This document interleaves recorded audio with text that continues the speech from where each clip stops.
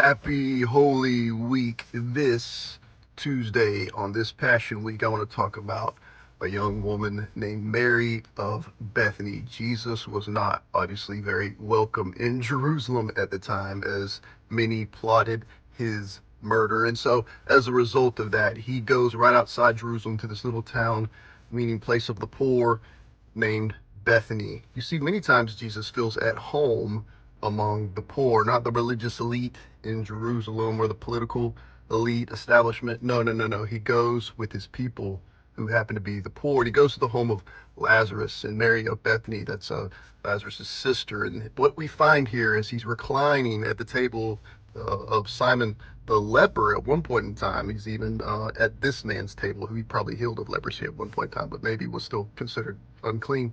And so, as a result, he finds that Mary of Bethany busts in and pours out at his feet with tears and everything out. In her hair, she pours out her most expensive bottle of costly nard or perfume or alabaster box that they would have worn around, a woman would have worn around her neck. This was equivalent, it says, to their yearly wage, a whole salary, her whole future, her whole retirement. Some scholars even think that this was possibly her dowry that her father gave, in which she would pour out on her husband's feet in their wedding night, showing her total devotion. See what she's doing, a very intimate, beautiful thing to Jesus.